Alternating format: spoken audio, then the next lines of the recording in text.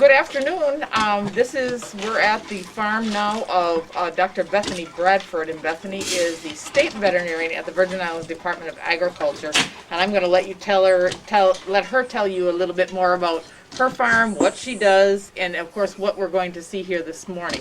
So we're happy to be here, and Dr. Bradford and crew. She has her crew here with us. We have Trevor, we have Tyrone, and we have Ayana in the back here, all willing to help us out. And of course, I know Ray J's behind the camera, and he doesn't want to get run over by the goats, I know. So, but we're here today, yes, with Dr. Bethany Bradford. So, Bethany, I'm going to turn the camera over to you and let you explain a little bit more about what we've got going on here. So, thank you for having us. We really appreciate it. Thank you. All right. All right, good morning, and welcome to Fiddlewood Farm. This is my dairy goat farm that I started in 2013, and I raise dairy goats, I milk the goats, and I make cheese. So as part of my job as the farmer, but also as the state veterinarian, we provide services for livestock farmers. Specifically tagging and registering animals, maintaining a database so all farmers can have a census of their animals. We also do tick spraying services, and we also respond to any surgeries or emergencies that livestock farmers have when animals get cut or something, or they're having trouble giving birth. So that is what my crew does here, and Ms. Smith had introduced us all, and this is what we do on a daily basis. We cover St. Croix, we also cover St. Thomas and St. John. So most of our day is spent out in the field working with livestock farmers. We also do impound animals, specifically horses and livestock. If they're loose or stray, we do go pick them up and we bring them into agriculture, and there is a fee if the owner comes for them. We also work with farmers to make sure that the animals are in good condition. We give them technical advice on feed, nutrition, and other husbandry issues, like what kind of feeders to use, the best fencing things and stuff like that. And we also work in a situation of animal abuse and neglect. If there's livestock or horses that are brought to us, our attention, that aren't in the best of shape, we try to reach out to the owner, work with them, or if we have to, remove them from the situation and get them on get a better situation. But the animal welfare is also a very important part of our job. And Dr. Bradford, as we move forward, a number of the kids, the participants in the program, have expressed an interest in going into the field of veterinary medicine. So at some point in time, we don't have to necessarily do it now, but maybe discuss with us how you got here, and what it would take and what they need to be aware of. So, all right. Okay. So as part of as a farmer and maintaining my farm animals. These guys were born in May, and as part of what I do for them, I make sure they're vaccinated properly, especially for something we call tetanus or lockjaw. It's a very bad disease if you get it in sheep, goats, or cattle. They usually die from it. So it's something it's easy to protect against with 2 vaccinations. So this morning we'll be giving them their second vaccination because they're 3 months old. And we start vaccinating at 2 months, and then we repeat at 1 month, at 3 months old. We're also going to be deworming. Worms in livestock are really a very dangerous risk and threat to animals. So we try to get farmers to do the deworming on a regular basis based on their facility, how they have their animals, based on the age of the animals, based on the season of the year. And we work with farmers to get them to understand that. And so we'll be doing that. This is kind of a preventative situation for these younger guys. But these animals will be hopefully come into my milking herd, but probably not for a couple of years yet. So I'm still you know, it'll be a long time to see how they do once they enter their milking herd. But in the meantime, we do all the basics: vaccination, deworming. We're going to tag a couple of these guys too, and so that's what we're going to do today with these. Also, when you're going to pick to breed them, you want to look at the conformation of the animal. You want to look at the health of the animal. You want to look at their performance. Over here is making all the noise. This is actually their father, Tommy, and he came from Ohio. He's a purebred Saanen breed of dairy goats. His mother just came in 10th in the United States for production, and she makes about 14 pounds of milk a day, which is almost 2 gallons a day. So the point of buying him was that his genetics will go into my females, and they will encourage them. They'll have the genetic capability to make a lot of milk, because that's the business that I'm in, particularly with these animals. So he's making a little noise here because he's being a goat, and he's interested in breeding the females. So that's what the noise comes from. That's what the beard is, all this color, and he's going on. So he's kind of a little bit of a distraction in the background. He's doing what a male goat is supposed to do. All right, gentlemen. So this guy here is the one to tag. This one, yeah. And then there's the next one there with the little horns. We'll tag them. So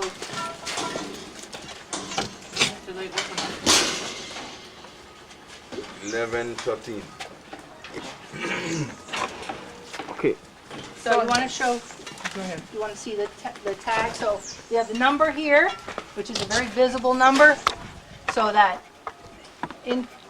in theory, if you see them loose or something, you could call, you could give us the number, we could track down the farmer and let them go. And then on the back it says USVI. Okay, so that's a tag. Bethany, is it worth mentioning that, you know, we're in a pandemic time, right? And we're talking about contact tracing, and we're talking about all of these things. Is there any application to animal ID and something like contact tracing in the animal world? Well, I mean, certainly, that's the whole thing, to do the ID. If there was a disease, they make it up. If there was a disease, then we can track them. Where they, we can go in our database, find out, especially if it came into the abattoir, and we can find out where the animals came from, what contact they've had. Actually, veterinarians really know how to do this contact tracing. And I think we're really ahead of the game when it comes to disease traceability and things like that. Good thing, good. Glad to hear Yeah, that. so that's really why we do the tagging. It's also part of the law. Right. So here in the Virgin Islands, animals are required Yes. to be. Yes, everything over 2 months. So this is a wormer we give them. We give it in the mouth, and it goes after stomach worms. There's a couple different kinds to use. It is something, when you do this, you have to tell the farmer they can't slaughter the animal within a certain amount of time. And with this, no, just one. And it's based on their body weight when you give them. And so on this particular wormer, you can't slaughter for 8 days. Oh wait, let's try. We're going to vaccinate all of them actually. You're not going to catch me again. So this vaccine again is for the tetanus, and it's very important to keep it cool. So that's why I have a little ice pack in here. Any of the vaccines, when you're giving them, whoops. I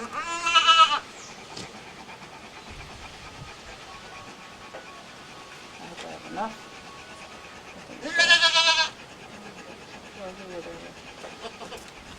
So this prevents them from getting lockjaw. And lockjaw is something they get if they get a puncture wound. More than like a scrape. But you step on a rusty nail or something, then this prevents that. So 2 cc's for him, please. And it's a very simple, very inexpensive way to prevent getting lockjaw. Because if you have a big animal you spend a lot of money on, and then it dies from something dumb like tetanus, that's really heartbreaking. Big loss. Yes, and it's a big loss. I think the one with the horn, you can see the little spurs. So I have also dehorned these guys. They normally have horns, and I have two here that have horns. That I got them too old to dehorn. The reason for the dehorning is so that when they're all up on together, especially in a dairy, they can really get mean with each other, and they can hook each other and actually disembowel. They can really injure, they can kill. And then I'm so close to them too, if they wouldn't mean to do it, but if they were trying to go after another goat, it could be very painful and hurt. The meat goats that tend to be out on pasture a lot, it's not as critical to dehorn them, but dairy goats are almost always dehorned because of that, because we're always really on top of each other.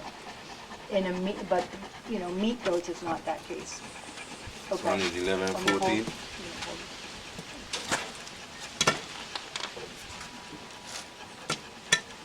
So it's just like getting your ear pierced. It hurts for a second, but it's okay. It's very important to get it done, so.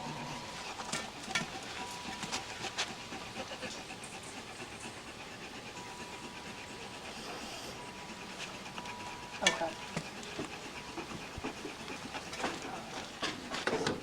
And again, the vaccine is what you call subcutaneous, right? Yes, yeah. So you tent the skin, it goes right in between the skin and the muscle, not into the muscle. Okay. And so these guys are mostly Saanen. You'll see their mothers are different, are Alpines and Toggenburgs, which are the breeds for dairies. And the Saanens are the white ones. And the Saanens have these funny little waddles here. So different ones have them, but yeah, those are waddles. They're kind of left over from, there's no real reason for them. But they are, a lot of people like them, they think they're cute, but there's no real reason, benefit, advantage to them. There's no genetic advantage. Other than that's just what they do when they...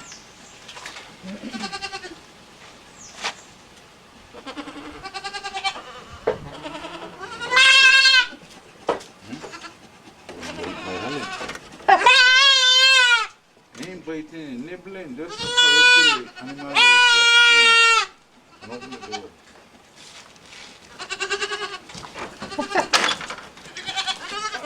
Okay, bye-bye. Here. So the reason I'm keeping them separate is I want to feed them separate, so I make sure they get plenty of nutrition. Because the big ones would just fight them out of the way.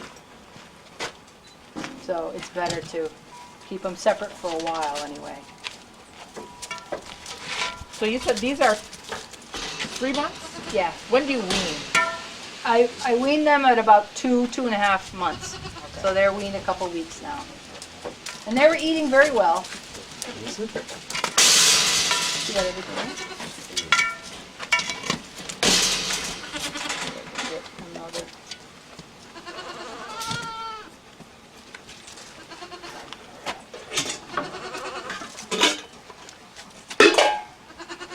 Oh. What? Okay. I might have a little thing. You don't want to see any human being. Okay, it's not good.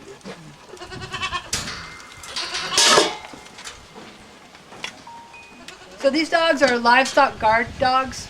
They're specific breeds that protect livestock, and that is all they do. And so there's been generations of breeding so that they do not attack the goats or the sheep or whatever species they're supposed to be protecting. So they live out here. They're not really pets. They don't come into the house. They don't go to the beach. They just stay here and work the farm with the sheep and the goats. He is a Great Pyrenees, which is one breed. The lady in the back, one sitting down, she's also an Anatolian. And there's many different breeds, and you can pick, what breed would work for your farm, but they will attack anything that comes after the sheep or the goats. So they're locked up here because they would be kind of harassing you and be very concerned about what you were doing here. So that's why they are locked up right now. But they do a very good job, and they're worth the investment. And there are quite a few farmers in St. Croix that are getting these kind of dogs. And it keeps other dogs out so they don't get attacked by stray and roaming dogs, and also to keep people out of farms too. So this is where I milk the goats, but what is important about this, and I would encourage all farmers to build some kind of a stock like this in order to catch your animals and keep them so you can do stuff to them, if whatever you need to do. Now, she's not doing that because I've asked her to do it. She does it because I bribe her every day. So once you can teach the goats to do that, you could teach sheep to do that. Cattle, you'd have to do something, but most of the cattle people have some kind of a situation like this. But this way you don't have to chase them around, especially if you're going to milk them every morning. But also for other things, if I have to give her a shot, if I have to do anything, and there it is. So she's trained, she's bribed, we're all good on that. But it comes in very, very handy. So part of the some regular care that some goats and some other animals need, especially horses too, is to keep their feet in good shape. And a lot of times that is from trimming the feet. Sometimes if they're all on soft grass all the time, then it doesn't wear their feet down, so that it kind of overgrows after a while, so it's really important. If they get a lot of grain, like my animals do, then that makes them kind of grow their feet out a lot more too. So it's very important to keep track of that. So see how some of this, so this needs to trim. This is the hard part, so there's no nerves in here. So you gotta trim that down. Oops. And this is this part too. So I kind of just, it can get overgrown, it can get full of manure and stuff, and then it can get a disease. See, that's how we want to trim it down. It's the soft part in here that has the nerves. So this, okay. So we're good. This is the soft part. So here too, we want to kind of trim this back. This is kind of falling over. That's a good place to get mud and manure. And then we see you trim. That's a white line actually you want to see. If you get too far, it'll turn pink and it possibly bleed. But so you really want it to be nice and even, so they're walking even, because they can get arthritis and other things if their feet aren't good. So this is the cheese room, and this is where I process the milk and I make the cheese. It is permitted by the Department of Health, the fire department, etc., to be a place of food production. You'll see everything is a wash down surface, which is, it's all a Formica surface, so that's very important if you're going to be making food of any sort. Everything else is stainless steel. The sinks have to have hot water, cold water, rinse, and then they also have a sanitizer rinse, which is very important, especially for milk production.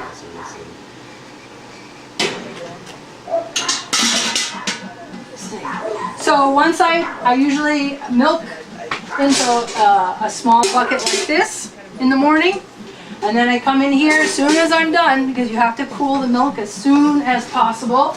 So I bring the milk in like this.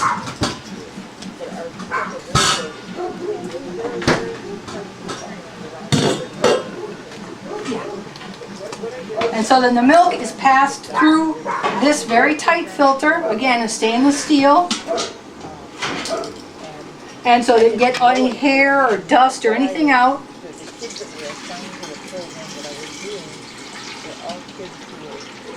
So all the milk is immediately One girl and 11 boys, I think is what it was. I don't know, do you know where you said boys? immediately filtered, So her parents, and then it goes into the refrigerator, into a cold water bath, so it's cooled down right away, because that's the most important thing. Filter, cool down. And then I can do whatever I need to do later on to make the cheese. I do pasteurize the milk, which means you raise it to 159 degrees for 15 seconds, and that kills pathogens, other bacteria that could be harmful to people if they're drinking or eating the milk. So I always do that. Quick question. Yeah. Do you have any cheese ready I for do. that we may see? Yep. So once this is filtered, then it goes right away into the refrigerator.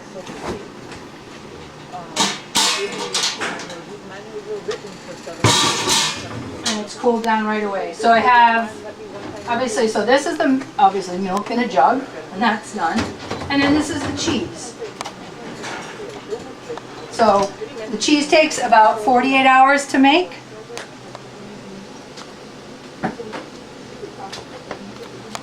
And so this is a 5-ounce, it's called a medallion. So it's a fresh cheese, it's not an aged cheese, so it's fresh. So once it goes in there, and then with the label, etc. So, but again, that takes about 48 hours to do, to get that done. Do you distribute to any stores locally, or? I sell to a couple farmers markets, and then I also sell at a farmers market on Saturday mornings. I actually go there and do that. Yep. And then individuals contact me also.